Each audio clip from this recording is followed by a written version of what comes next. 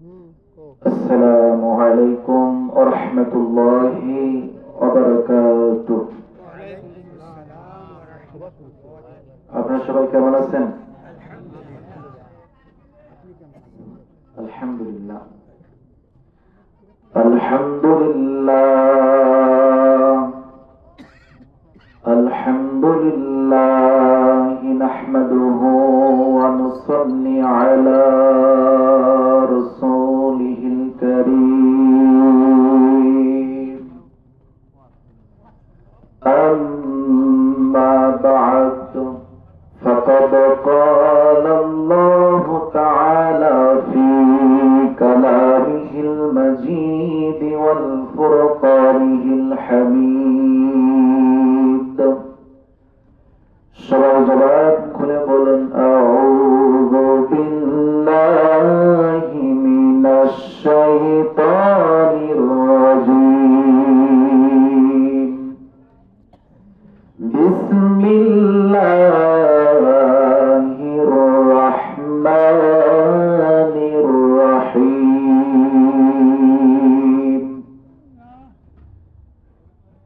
ওয়া ইন্নাহু লাতানযীলু রাব্বিল আলামিন নাযালা বিহির রূহুল আমিন আলা কলবিকা লিতাকুনা মিনাল মুনযিরিন।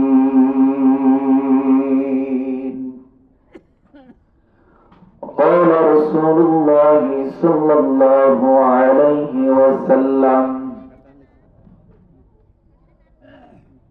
من جعل قاضيا بين الناس فقد ذبح بغير سكين أو كما قال عليه الصلاة والسلام إن الله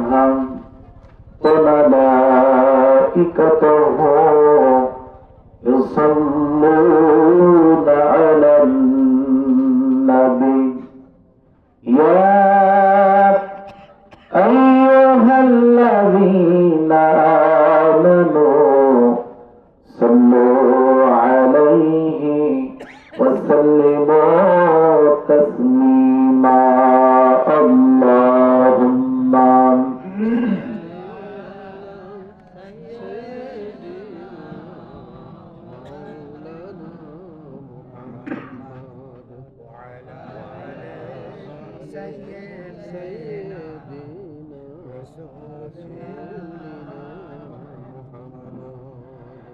আমি কোরআনের সুর মাঝে শুনেছি যে নাম আজানের সুর মাঝে শুনেছি ও নাম আমি কোরআনের সুর মাঝে শুনেছি যে নাম আজানের সুর মাঝে শুনেছি ও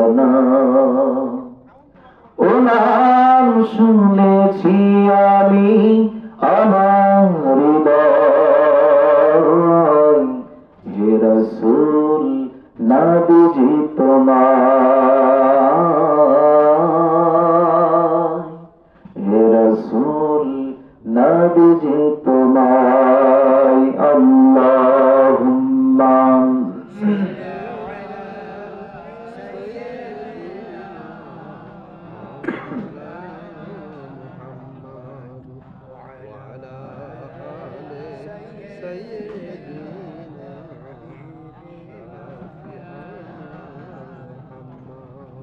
بلغ العلا بكماله كشف الدجى بجماله حسنت جميع خصاله صلوا عليه وعليه الحمد لله শুরুতে আল্লাহ তাআলার দরবারে শুকর আদায় করি যে আল্লাহ রাব্বুল আলামিন গভীর রজনীতে যে সময় ঘুমানোর কথা নাকি বলে আল্লাহ রাব্বুল আলামিন আমাদেরকে বাছাই করে পছন্দ করে কোরআনের একটি মজলিসে আমাদেরকে পছন্দ করেছেন। আল্লাহর দরবারে আমরা সবাই শুরুতে অন্তর থেকে কালিমাতুশ শুকর আদায় করি আলহামদুলিল্লাহ। দ্রুত পাঠ করে বিশ্ব মানবতার জন্য হচ্ছেন সর্বকালের সর্বযুগের সর্বশ্রেষ্ঠ মহামানব। এমন একজন নবীকে আমরা পেয়েছি যে নবী চাঁদের দিকে ইশারা করলে চাঁদ দ্বিখণ্ডিত হয়ে যায়। সুবহানাল্লাহ বলবেন না? যে নবী জমিন থেকে পা তুললে মিরাজে চলে যায়। যে নবী হা বললে শরীয়তের সকল কিছু হালাল হয়ে যায়। যে নবীর নাম ছাড়া মসজিদে আযান হয় না। কোন বিধর্মী কালেমা পড়ে মুসলমান হবে নবীর নাম ছাড়া মুসলমান হতে পারবে? এমন একজন প্রাণপ্রিয় নবী, বিশ্ব নবী জনাব মুহাম্মদুর রাসূলুল্লাহ সাল্লাল্লাহু আলাইহি ওয়াসাল্লামের উম্মতকে পেয়ে আমরা খুশি না বেজার? এই জন্য অন্তর থেকে আরেকবার একটু দরুদ পড়ি, সকলে বলি সাল্লাল্লাহু আলাইহি ওয়াসাল্লাম। সম্মানিত হাজির, আপনাদের মন খারাপ? কারণ আমি ভাবতেছি নিজেই আজকের মাহফিলের সভাপতি মুরব্বী, তাই না? আমার কিন্তু মানে উস্তাদ সমতুল্য সভাপতি মুরব্বী, দ্বিতীয় বক্তা আলোচনা করলো তিনিও মুরব্বী, এখানে যারা বিশেষ অতিথি সবাই মুরব্বী, কিন্তু প্রধান বক্তা আপনি নাকি বলে, তাই না? তো একটু অন্তর থেকে দোয়া করবেন আমি যেন শেষ সময় পর্যন্ত যা কিছু বলবো কোরআন থেকে সহি কিছু কথা আপনাদের সামনে আমি উপস্থাপন করার চেষ্টা করবো ইনশাআল্লাহ। আপনাকে হাসাহাসি চান না কিছু শিক্ষা চান কোরআন থেকে, বাস্তব ভিত্তিক কিছু তথ্য। আমি এই যে হাসাহাসি হয়তো কথা বলে সময় নষ্ট হবে আমি পছন্দ করি না। আমি এসেছি আপনার কল্যাণ করবো ইনশাআল্লাহ। ইনশাআল্লাহ থাকবেন শেষ সময় পর্যন্ত। আমি একটা জিনিস থেকে খুবই খুশি হয়েছে আপনাদের এই মাহফিলে আসার পরে আমি দেখতে পাচ্ছি বেশিরভাগ মুসলিমের মাথায় টুপি। আলহামদুলিল্লাহ। অনেক জায়গাতে যাই এটা খুবই কম দেখা যায় টুপি ছাড়া। এমনকি আপনার বাদাম নিয়ে বসে গল্প করছে, বাদাম খাচ্ছে, টুপি নাই, নানান কিছু অবস্থা। দেখ আলহামদুলিল্লাহ, আল্লাহ তাআলা আপনাদেরকে শেষ সময় পর্যন্ত সুন্দরভাবে আলোচনা শোনার তৌফিক দান করুন। একটু আমার জন্য অন্তর থেকে দোয়া করবেন। আমি কয়েকদিন ধরে একটু জ্বর অসুস্থ ছিলাম, একটু আল্লাহ পাক যেন আমাকে শেষ সময় পর্যন্ত সুস্থ রাখেন। কিছু কথা যেন আপনাদের জন্য উপস্থাপন করে আল্লাহুম্মা আমিন। সভাপতির দায়িত্ব পালন করতেছেন আজকে মাহফিলের মাগুরা উত্তর পশ্চিম পাড়া মরহুম রহিমউদ্দিন দাদারের খোলা প্রাঙ্গণ। সভাপতি হিসেবে দায়িত্ব পালন করতেছেন জনাব মোহাম্মদ আব্দুল মুত্তালিব, সিনিয়র শিক্ষক, ইংরেজি সরকারি মুস্তাফা আলিয়া মাদ্রাসা বগুড়া। আমি সম্মানিত সভাপতিকে আমার অন্তঃস্থল থেকে শুভেচ্ছা জ্ঞাপন করছি। আল্লাহ রাব্বুল আলামিন তাকে দ্বীনের জন্য, ইসলামের জন্য আরো বেশি বেশি খেদমত করার তৌফিক দান করুন। আল্লাহুম্মা আমিন। বিশেষ অতিথি হিসেবে অনেকে আছেন, আমি সবাইকে শুভেচ্ছা জ্ঞাপন করছি অন্তর থেকে। সবার জন্য দোয়া। যেহেতু সময় কম, আমার আগে বিশেষ করে আলোচনা করলেন হাফেজ মাওলানা মুফতি আবু বকর সিদ্দিক। আল্লাহ তাআলা হাফেজ সাহেবকে সারা বিশ্বের জন্য তার কণ্ঠকে কবুল করুন। আল্লাহুম্মা আমিন। এই মুহূর্তে জানতে চাচ্ছি আপনারা সবাই কেমন আছেন? আরেকবার আলহামদুলিল্লাহ। সুখে থাকি দুঃখে থাকি শুকরিয়া কার হবে? আল্লাহ পাক বলেছেন লাইন শাকারতুম লাযিদান্নাকুম ওয়া লাইন কাফারতুম ইন্না আযাবি লাশাদীদ। যদি আমার শুকরিয়া আদায় করো আমি আল্লাহ পাক নিয়ামতকে বাড়াই দেব। সুবহানাল্লাহ বলেন না? আর যদি শুকরিয়া আদায় না করো আমি আল্লাহ পাক নিয়ামতকে। সুখে থাকি দুঃখে থাকি শুকরিয়া কার হবে? আলোচনার শুরুতে একটু তাকবীর দেওয়া যাবে? আপনাদের ঘুম ঘুম ভাব, পুরো 11টা বাজে, এত দেরি করা আসলে ঠিক না। যত তাড়াতাড়ি দিবেন মাথা সুস্থ থাকবে, আমরা আলোচনাটা ধরতে পারি নাকি বলে? ঘুম ঘুম ভাব থেকে আলোচনা ধরতে পারবেন না। একটু তাকবীর দেওয়া যাবে? যারা যুবক আছেন শুধু তারা তাকবীর দেবেন, মুরব্বীগুলো একটু করে দেবেন। যুবক খুব কম দেখা যাচ্ছে। যারা যুবক কয়জন আছেন একটু হাত লাগাবে? আচ্ছা, আমার সে একটু তাকবীর দেয়। লিল্লাহি তাকবীর, লিল্লাহি তাকবীর। জি, হাত নামান। এবার যারা মুরব্বী আছেন বাপ, যারা একটু কষ্ট করবেন, দেখি কাদের আওয়াজ বেশি হয়। নাকি বলে একটু লিল্লাহি তাকবীর। মুরব্বিদের পাওয়ার আছে আলহামদুলিল্লাহ, ইমানি পাওয়ার আলহামদুলিল্লাহ। সবাই মিলে একবার তাকবীর দিয়ে আলোচনা শুরু করব। আরেকবার কষ্ট করে লিল্লাহি তাকবীর। আলহামদুলিল্লাহ। আপনাদের সামনে আমি সময় নষ্ট করব না, সরাসরি আলোচনায় যাব। আলোচনার বিষয়বস্তু খুব ভালোভাবে মনে রাখবেন। কোরআনের বৈশিষ্ট্য। নাম কি? কোরআনের বৈশিষ্ট্য। কোরআনের বৈশিষ্ট্য বলে কি শেষ করা যাবে? দ্বিতীয় বক্তা দিনেও কিছু কিছু আলোচনা করেছেন, চেষ্টা করেছেন, অনেক আলোচনায় এনেছেন তার আলোচনার ভিতরে আমি শুনলাম। আমি আপনাদের সামনে কিছু আলোচনা করব, আশা করা যায় আপনার কল্যাণ হবে ইনশাআল্লাহ। কোরআনের বৈশিষ্ট্য বলে শেষ করা যাবে। কয়টা বৈশিষ্ট্য আপনি বলবেন? কোরআনের যতগুলো বৈশিষ্ট্য আছে আমি মোটামুটি গবেষণা করে কিছু যেগুলো আপনাদের জন্য কল্যাণকর, আমি সেখান থেকে 5 থেকে 6টা বৈশিষ্ট্য আলোচনা করি ইনশাআল্লাহ। ইতি টানবো আলোচনা ইনশাআল্লাহ। প্রথম নম্বর বৈশিষ্ট্য, আপনাদের যে প্রশ্ন, বলেন তো কোরআনের শিক্ষককে? আমার সঙ্গে উত্তর দিতে হবে। কোরআনের শিক্ষককে আল্লাহ তাআলা। এটা আমার আপনার কথা? আল্লাহ তাআলার কথা। আল্লাহ পাক বলতেছেন সূরা রহমানের মধ্যে, আর রহমান আল্লামাল কোরআন। দয়াময় আল্লাহ তাআলা, তিনি শিক্ষা দিয়েছেন কোরআন। তার মানে এখান থেকে বলতে কোরআনের শিক্ষককে আল্লাহ। তিনি শিক্ষক কোরআনের। কিভাবে কোরআন নাযিল করেছেন, ধারাবাহিকতা কিরকম, জানলে আশ্চর্য হয়ে যায়, অবাক হয়ে যায়। কোরআন এমন একটি কিতাব যার মধ্যে কোনো কি ভুল আছে? কোনো ভুল নেই, কোনো ভুল নাই। লা রাইবা ফি। কোরআনের 6 জায়গায় আছে, কোনো সন্দেহ নেই। লা রাইবা। দাউদ নবীর একটা মুজিজা ছিল, লোহায় হাত দিলে লোহা গলে যেত। দাউদ নবী ইন্তিকাল করার পরে তার উম্মতেরা যদি হাজারো চেষ্টা করতো দেখে একটু লোহায় হাত দিই, বলেন তো লোহা কি বলতো? নবী মারা গেছে, মুজিজাও বিদায় নিয়েছে। সুলাইমান নবীর একটা মুজিজা ছিল, তিনি জিনদেরকে নিয়ন্ত্রণ করতে পারতেন। হুকুম করতো মসজিদ তৈরি করো, মসজিদ বানাও। রানী বিলকিসের সিংহাসন আনতে হবে, উড়িয়ে সিংহাসন নিয়ে আসতো।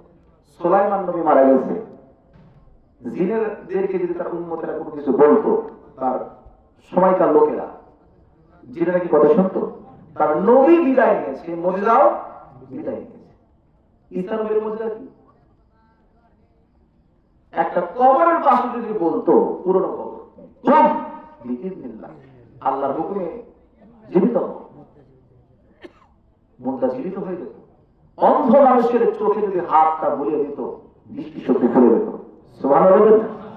একটা পাখি তৈরি করতো মাটি দিয়ে, পাখি যখন মাটি দিয়ে তৈরি করে ফু দিত, পাখিটা জীবন্ত হয়ে উড়ে চলে যেত। ঈসা নবী মারা গিয়েছেন, তার মুজিজাও বিদায়। মুসা নবীর মুজিজা নিহিত বক্তা আলোচনা করেছেন কিছু কিছু। লাঠি ছিল মুজিজা, লাঠিতে পাথরে বাড়ি দিলে ঝর্ণা তৈরি হয়ে যেত, পানিতে আঘাত করলে রাস্তা তৈরি হয়ে যেত, সাপ তৈরি হতো। নবী মারা গেছে, লাঠি আছে না নাই? আছে কিন্তু কাজ আছে। শত চেষ্টা করলে লাঠি যদি বলা হয় সাপ হবে কি? হবে না। নবী মারা গেছে, মুজিজাও বিদায়। আমার আপনার প্রিয় নবী, বিশ্ব নবী জনাব মুহাম্মদ রাসূলুল্লাহ সাল্লাল্লাহু আলাইহি ওয়াসাল্লাম আজ থেকে 1000 বছর আগে আল্লাহ রাব্বুল আলামিন পবিত্র মহাগ্রন্থ আল কোরআন তার প্রতি নাযিল করেছেন। কাফেররা ঈমান বহু চেষ্টা করেছে, শুধু কোরআন কেন, সূরা কেন, একটা অক্ষর পর্যন্ত কেউ ভুল করতে পারে নাই, বরং ধরতে এসে মুসলমান হয়ে বিদায় নিয়েছে। সুবহানাল্লাহ। পারবেন ভুল করতে? কেউ পারে না।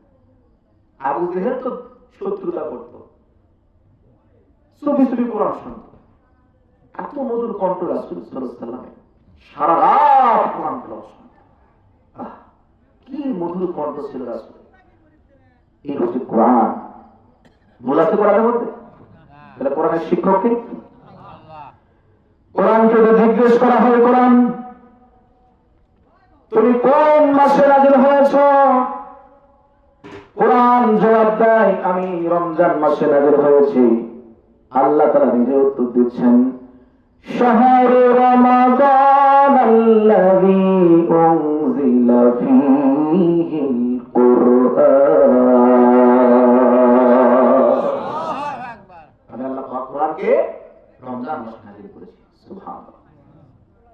কার পক্ষ থেকে নাযিল হয়েছে? দিনে না রাতে নাযিল হয়েছে কোরআন বলেন তো? দিনে না রাতে?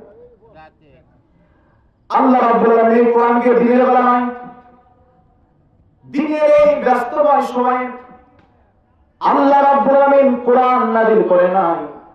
আল্লাহ রাব্বুল আলামিন কোরআনকে শান্তশিষ্ট একটি পরিবেশে, নিরিবিলি একটি পরিবেশে, যেমন নবীকে মিরাজে নিয়ে গিয়েছিলেন দিনের বেলায় না রাতের বেলায়, কথা বলেন? রাতের বেলায় চয়েস করেছেন। আল্লাহ রাব্বুল আলামিন কোরআন নাযিল করেছেন দিনের বেলা নয়। আল্লাহ রাব্বুল আলামিন এই কোরআনকে রাতের বেলায় নাযিল করেছেন।